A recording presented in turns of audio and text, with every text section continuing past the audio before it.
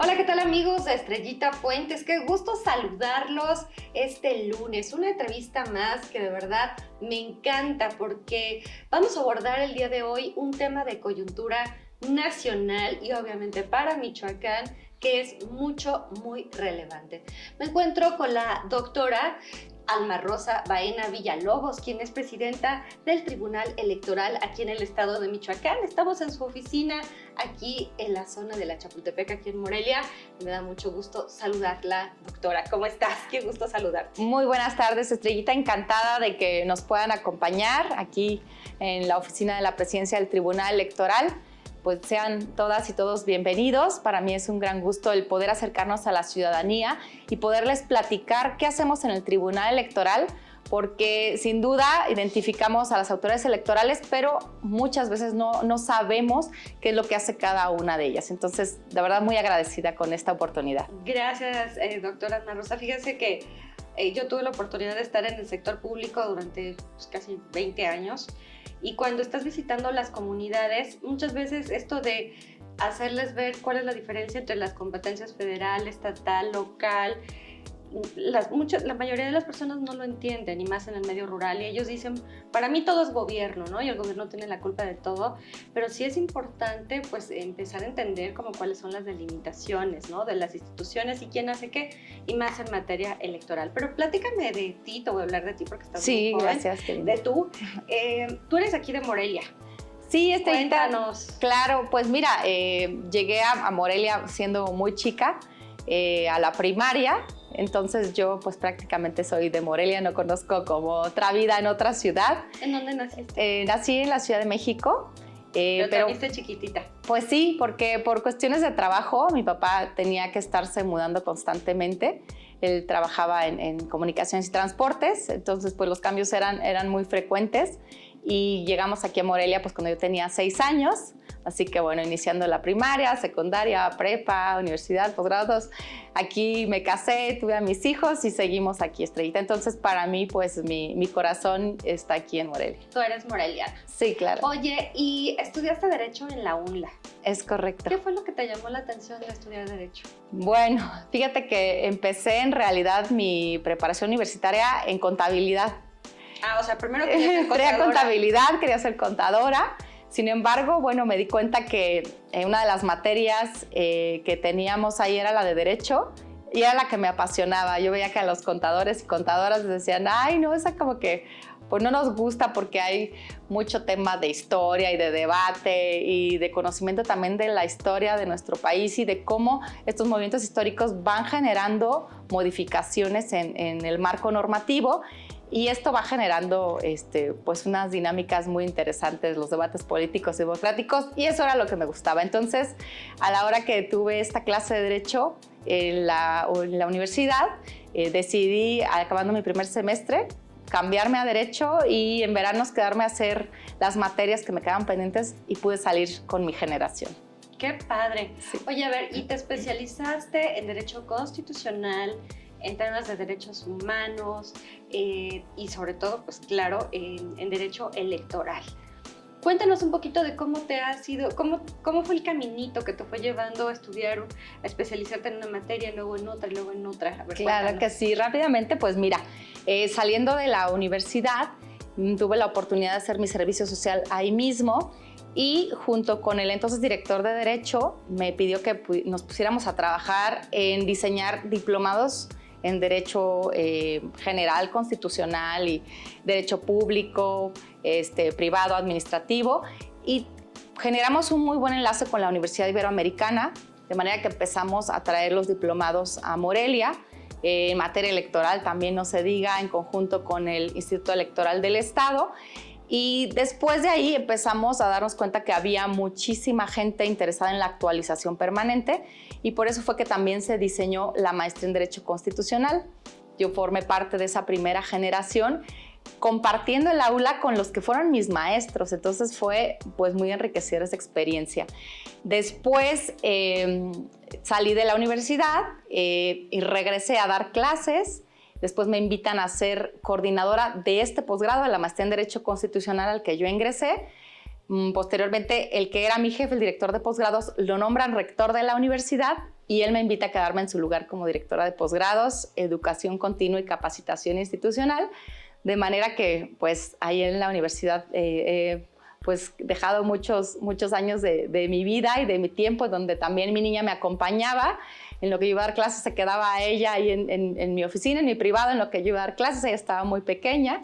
Y pues así ha sido. Después tuve la oportunidad de estudiar el doctorado en Derecho Electoral con CONACYT, con una beca CONACYT de tiempo completo, y un doctorado en Derecho en general.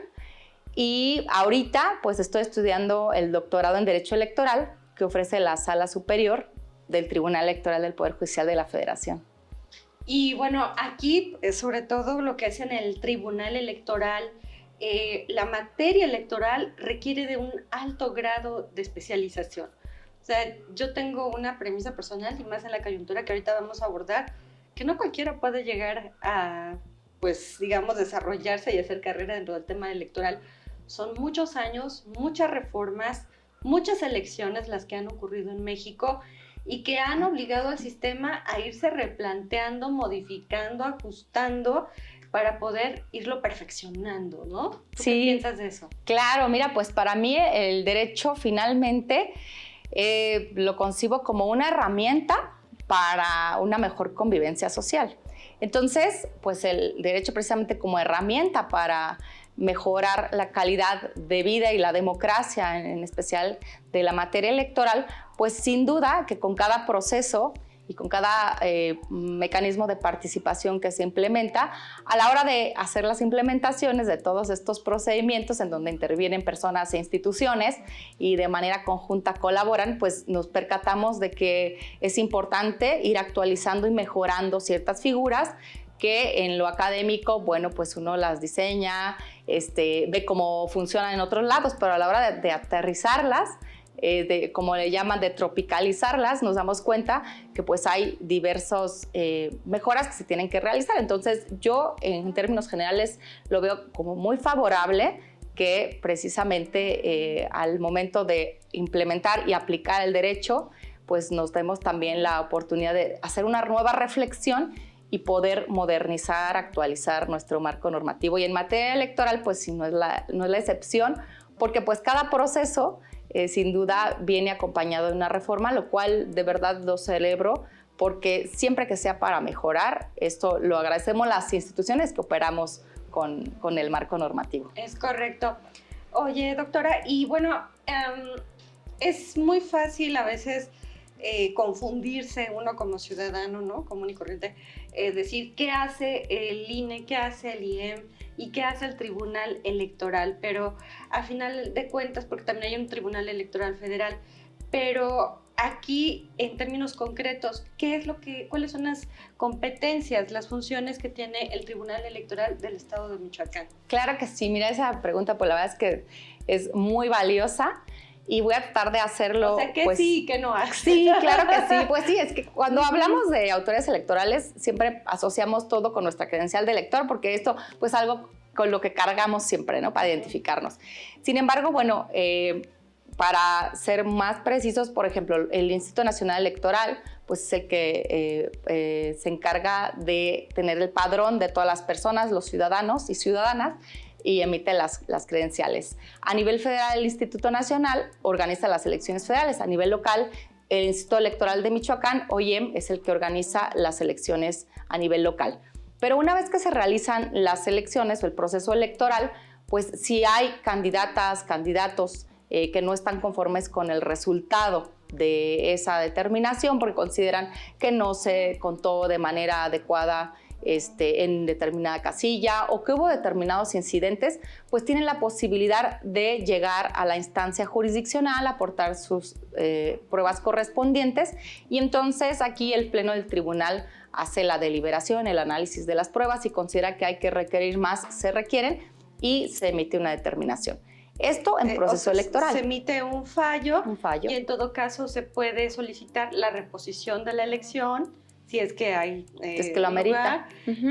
O simplemente se le dice al candidato en cuestión, pues no tiene validez tu argumentación, ¿no? Claro, o se corrigen algunos números en donde pues dices, aunque se haya corregido, no fue suficiente para revertir el resultado de la votación, pero también, como no nada más trabajamos en proceso, que eso también es importante decirlo, en todo momento el Tribunal Electoral está trabajando porque hay renovación de encargaturas del orden de las colonias en todo el estado y de las jefaturas de tenencia. Entonces es lo mismo, en caso de que también en estos procesos de participación ciudadana a nivel municipal haya alguna inconformidad dentro del proceso, pues también somos la instancia correspondiente. Pero también se ha ido ampliando las atribuciones del tribunal y, por ejemplo, si hay regidoras, síndica, presidentas, presidentes, síndicos, regidores, que en el ejercicio de su función consideran que se están viendo afectados en el ejercicio pleno de sus derechos políticos para ejercer su cargo de representación popular, pueden acudir también al tribunal y decir, considero, por ejemplo, alguna regidora que diga, yo considero que mi derecho de desempeñar esta función al interior del cabildo está siendo obstaculizada por la síndica, por el presidente municipal, porque no me entrega la información correspondiente para yo poder acceder a la participación en donde vamos a debatir el presupuesto del ayuntamiento, las obras. No me convocan las reuniones de no me las sesiones de cabildo. No me dan oportunidad de participar, no se asientan en los términos en los que yo manifesté, por ejemplo, mi postura, y yo voté en contra de cierta propuesta y no la asentaron. Por ejemplo, una síndica municipal en donde nos decía que ella considera que se le obstaculizaba porque se le despidió al personal que estaba adscrito a sindicatura y que entonces ella no podía desempeñar de manera adecuada. Entonces se tuvo que hacer todo el análisis correspondiente de si no les pagan, por ejemplo, sus percepciones. También es una materia político-electoral que nosotros también determinamos si tiene o no razón. Se analiza el presupuesto que se haya asignado para ese ayuntamiento y se identifica si se les ha pagado o no, o si se les ha pagado de menos, por ejemplo. También ese tipo de cuestiones se ha ido ampliando. Ahora, una muy importante que también ha sido pues ampliada ha sido la de resolver aquellos asuntos en donde se considere que hay violencia política en contra de mujeres por razón de género. Por razones de género. Es correcto. Eso también ya son, digamos, casos que atraen ustedes. Sí, en estos casos en particular se presenta la queja o denuncia ante el Instituto Electoral, que ellos son como la primera instancia, la instancia investigadora, la que recaba todas las pruebas de las mujeres que están en el ejercicio del cargo y consideran que han sido violentadas en el ejercicio de sus derechos político-electorales. Y una vez que tienen integrado el expediente, nos manda al tribunal y el tribunal hacemos la revisión de todas las pruebas de las denuncias o quejas. Si consideramos que hay más elementos que debemos de requerir para tener pues todo el expediente integrado, pues la requerimos. Si no, bueno, entonces nos abocamos a hacer el estudio y emitir una sentencia.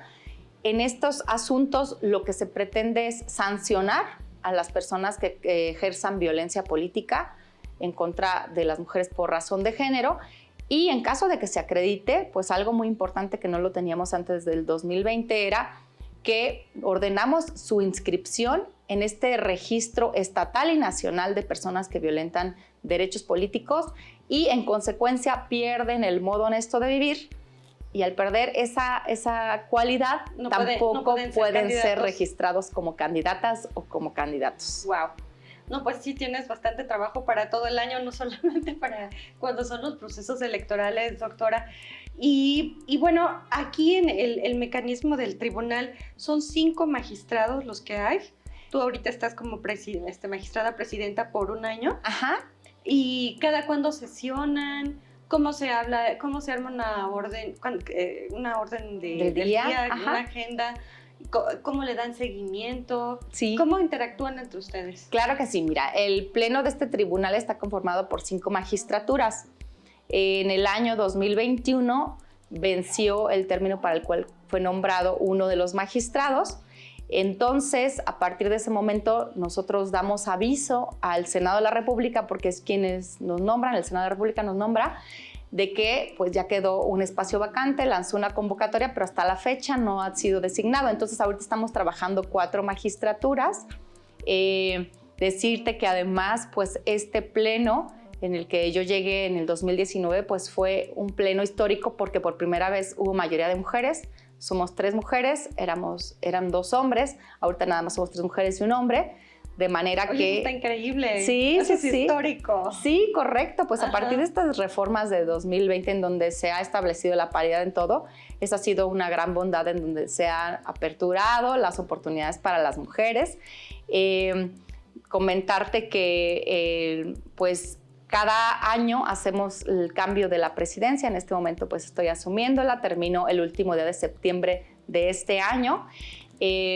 ¿Cómo armar los asuntos? Por ejemplo, en materia electoral los plazos son muy breves, de 3 días, de 10 días para muchas de las actuaciones, de manera que pues es muy, muy rápido y muy ágil todo. Una vez que circulamos un proyecto, pues en realidad no dejamos ni más de 3 días sin que tengamos una reunión interna a la cual se convoca con el proyecto circulado, con el expediente correspondiente. Tenemos una reunión interna en donde pues el pleno nos reunimos para hacer el análisis del proyecto. Si consideramos que hay algo que puede enriquecer, pues alguna jurisprudencia, algún asunto en donde ya hemos resuelto, pues nos damos en ese espacio la oportunidad de dialogar, de consensuar cómo vemos y si hay algo que se pueda mejorar. Y también quien disienta dice, bueno, ¿sabes qué? Yo no considero que en este caso estés declarando la inexistencia de violencia política, como ha sido pues, en últimas ocasiones mi postura, en donde yo he dicho, para mí sí se configura la violencia política por razón de género, entonces yo no acompaño ese proyecto.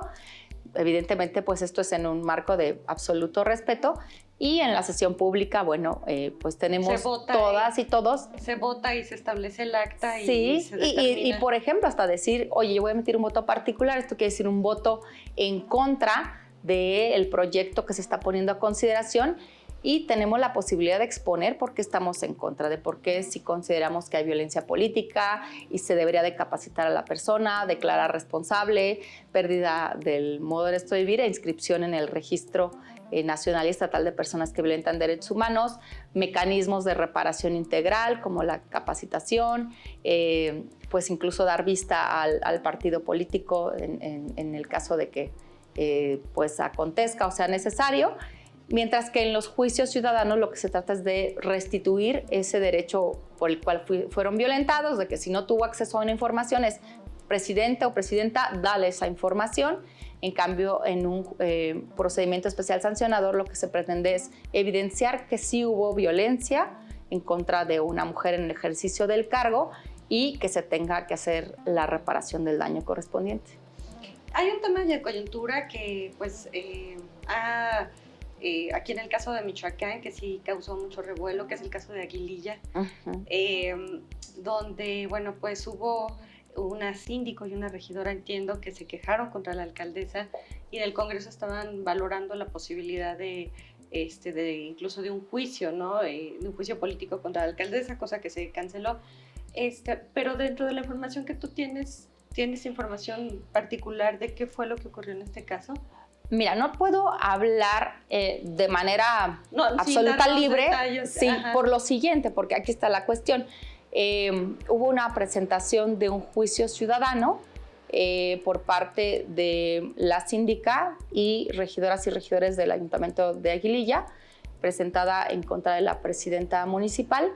De esta parte hay ciertas conductas que lo que pretenden es la restitución, por ejemplo, la orden de pago a los integrantes del Cabildo, pero también hubo otros señalamientos en donde, por considerarse que hay posible violencia política por razón de género, esta parte se envía al Instituto Electoral para que integre el expediente. Entonces el instituto lo integró, llegó aquí al tribunal, pero como no hubo un acuerdo mayoritario por parte del Pleno, se envió nuevamente a estudio a otra ponencia.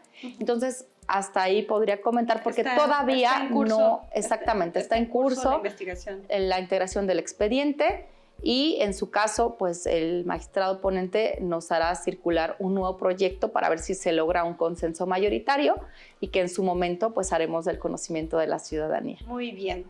Y bueno, otra coyuntura que es relevante y que es de naturaleza nacional tiene que ver precisamente con todo este proyecto de reforma en materia electoral, pues de gran calado y de, pues, que remueve muchos, digamos, muchas instituciones, trastoca muchos mecanismos, que tiene que ver con la reforma impulsada por el presidente, ahora que se ha reducido de alguna manera a este plan B que le llaman, y que probablemente en marzo se estará votando en el Pleno del Congreso. Inicialmente, pues como tú ya lo habías señalado fuera de cámara, se hablaba de la desaparición de los tribunales electorales, de los soples, donde principalmente pues, la federación es quien atrae las elecciones y todos los mecanismos electorales a nivel local. Pero no solo eso, tiene que ver con la conformación de la consejería del INE, de tal manera que pueda ser un poco más abierto, ya no de tan conocimiento especializado en materia electoral. Pero me gustaría que me compartieras tu punto de vista sobre este tema de esta reforma y sobre todo cómo de ser aprobada pues en las próximas fechas en el Congreso, ¿cómo impactaría al Tribunal Electoral aquí de nuestro estado? Claro que sí, Estrellita. Pues mira, efectivamente ya nos has dado un panorama muy amplio de cómo esta iniciativa de reforma político-electoral a nivel nacional pues era de una trascendencia, de una magnitud muy, muy importante, de manera que abarcaba tanto reformas a la Constitución Federal como a la legislación secundaria. Como no se logró la mayoría que se requiere para lograr una reforma constitucional, en donde efectivamente la idea era la desaparición de los tribunales electorales locales y que lo absorbieran esta jurisdicción, esta labor de decir el derecho de emitir sentencias en materia electoral, pues iban a ser a través del Tribunal Electoral del Poder Judicial de la Federación.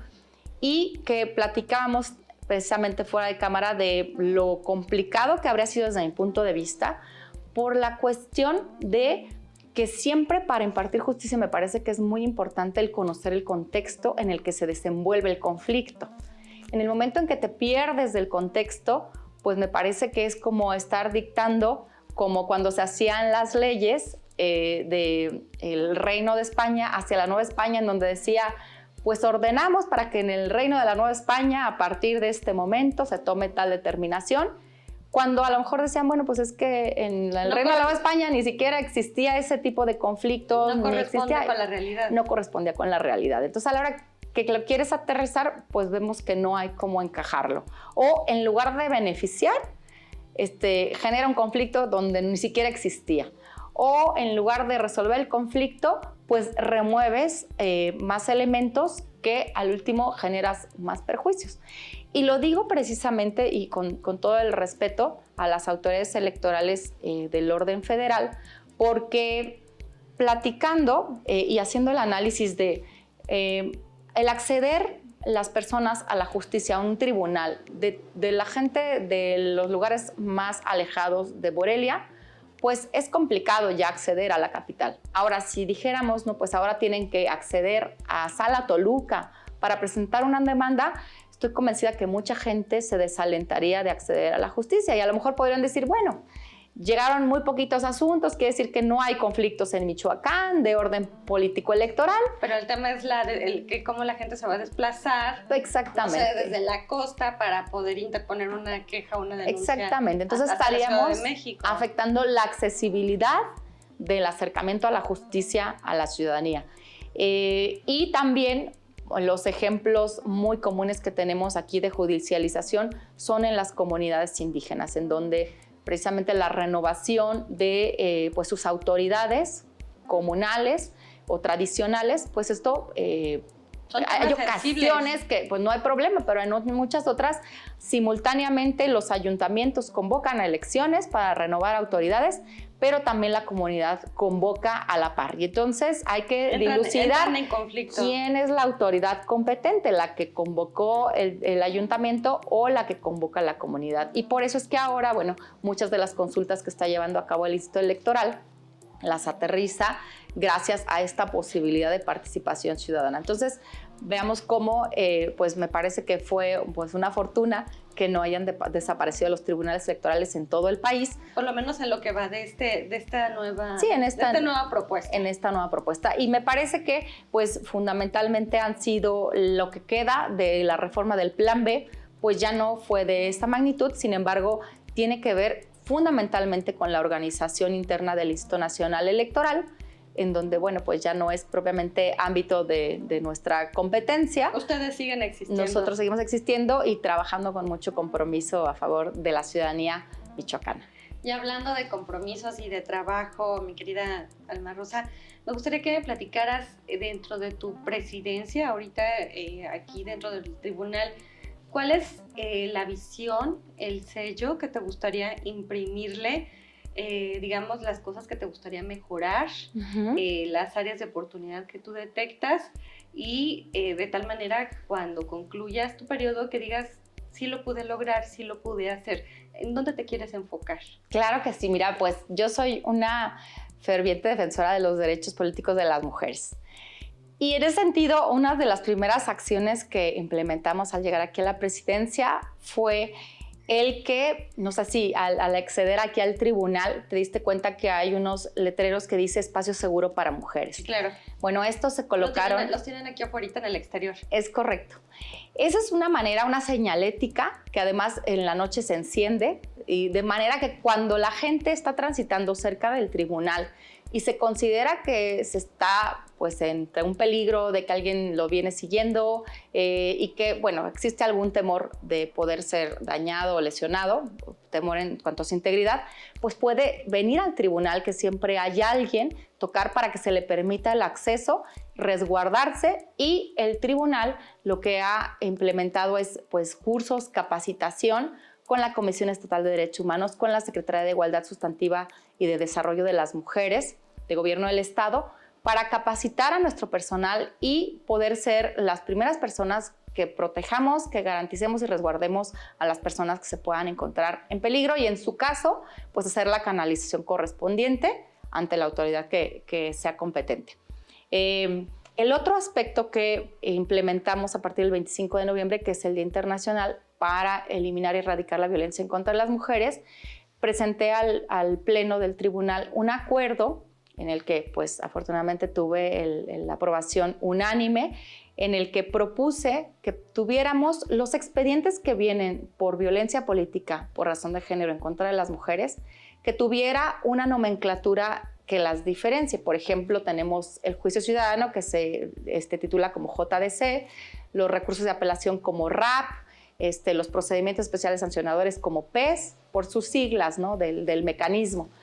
Pero la vía de ingresar al tribunal de un procedimiento especial sancionador por violencia en contra de las mujeres, además de PES, le pusimos las siglas de BP, violencia política, MG, violencia política en contra de las mujeres por razón de género, con la finalidad de que haya expedientes diferenciados y que además se aprobara que se le pusiera una carátula morada. Entonces, esos expedientes, cualquier persona que los consulte aquí en el tribunal, las personas que estamos haciendo el análisis de las pruebas correspondientes, nos recuerda que son asuntos de naturaleza especial en donde tenemos que aplicar los protocolos de perspectiva de género.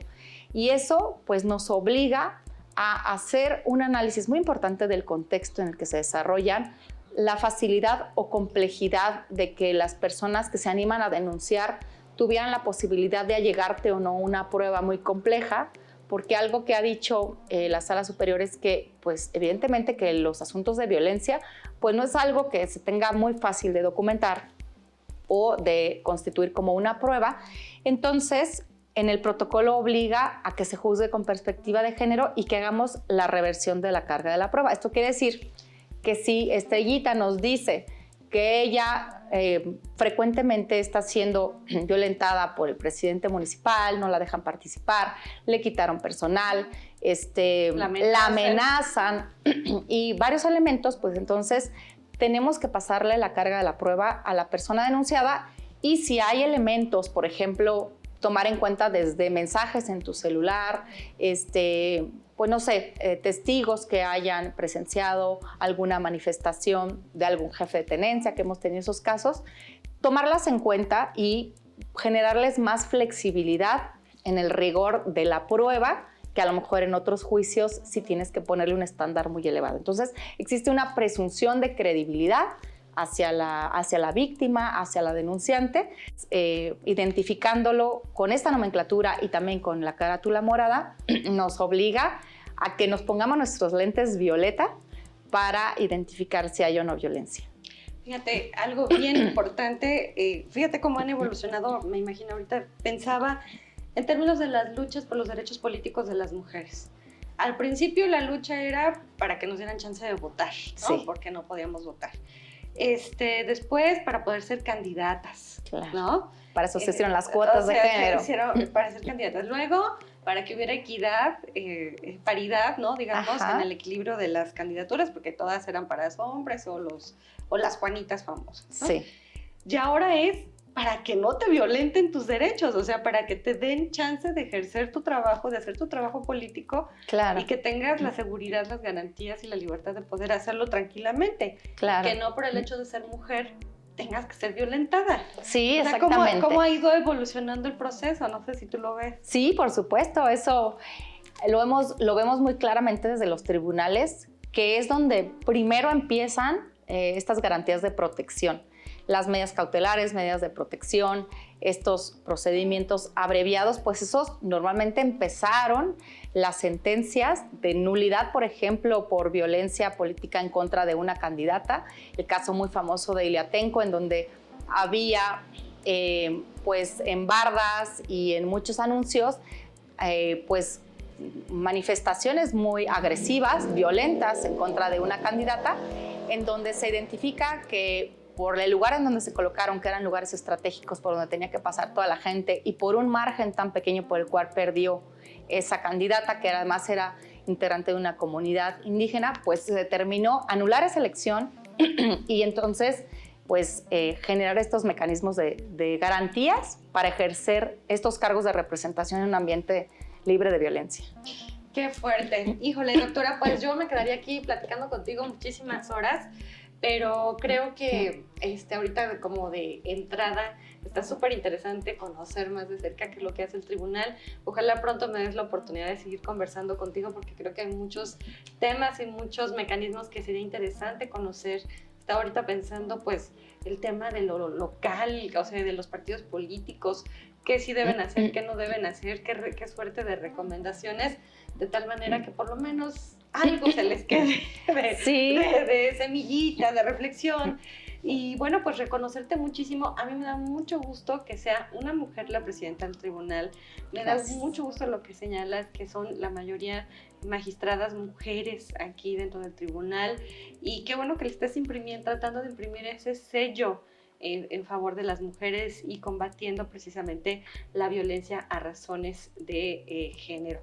Y bueno, pues algún mensaje final que le quieras dirigir a los ciudadanos que nos están viendo, claro que quieran recurrir con ustedes, muchísimas gracias, establecer pues alguna solicitud, alguna demanda, alguna denuncia. Sí. ¿Dónde los pueden buscar? Claro que sí, Estrellita. Mira, pues antes de concluir me gustaría platicarte que el día de hoy presenté una iniciativa ciudadana, como ciudadana, no propiamente como magistrada, sí, pues ante la presidenta del Congreso del Estado, con la finalidad de que valoraran el que a la defensoría jurídica que tenemos en el tribunal, que es pública y gratuita, no únicamente pueda ejercer esta labor de representación en favor de las mujeres, porque fue originalmente creada en esos términos, pero pues la propuesta es que la pudiera extender a todos los grupos vulnerables, comunidades indígenas, personas con discapacidad, migrantes y cualquier otro tipo de persona que se considere en un estado vulnerable, pues entonces que también el tribunal pueda hacer ese tipo de defensa.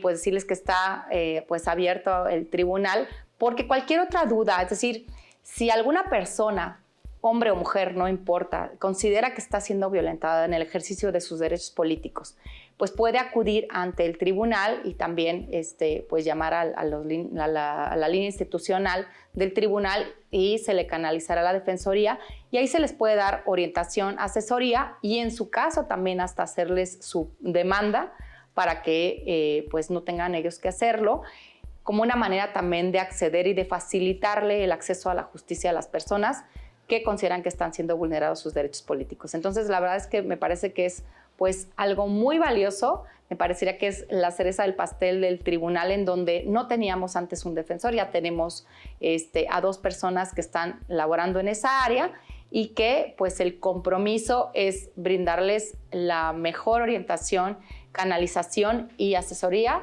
e inclusive ya hasta representación, en donde la semana pasada pues resolvimos un asunto en donde esta demanda que presentó la Defensoría en representación de estas personas que consideraron que se violentaron sus derechos, pues tuvo un fallo favorable y se ordenó pues la reparación del daño. Está excelente. Entonces, para todos los actores locales, en términos de regidores, síndicos, ya sean hombres o mujeres, los presidentes municipales, evidentemente, los que se postulan a cargos de elección popular, y también para el ciudadano que de alguna manera sienta que están siendo violentados sus derechos para el ejercicio del voto, para qué sé yo, claro. Pues pueden acudir con ustedes. Claro que sí. Muy Esa bien. es la idea. Bueno, pues doctora, de verdad te agradezco muchísimo tu tiempo, ha sido súper enriquecedor esta charla, y también yo creo que para todos ustedes, amigos, así que, bueno, ya saben, están abiertas las puertas aquí del Tribunal Electoral del Estado de Michoacán. Le agradecemos mucho a la doctora Alma Rosa Baena que nos haya recibido aquí en estas sus oficinas. Muchas gracias a nuestra buena amiga Gaby Pérez Negrón, y por supuesto a Jonathan Pérez, mi productor, editor y social manager y muchas cosas, ¿no es cierto? Talentosísimo. Muchísimas gracias, doctora. Que tengas una excelente tarde. Gracias a ustedes por esta oportunidad de acercar la justicia a la información, a la ciudadanía. Muy bien, pues nos despedimos y nos vemos el próximo lunes. Muchas gracias.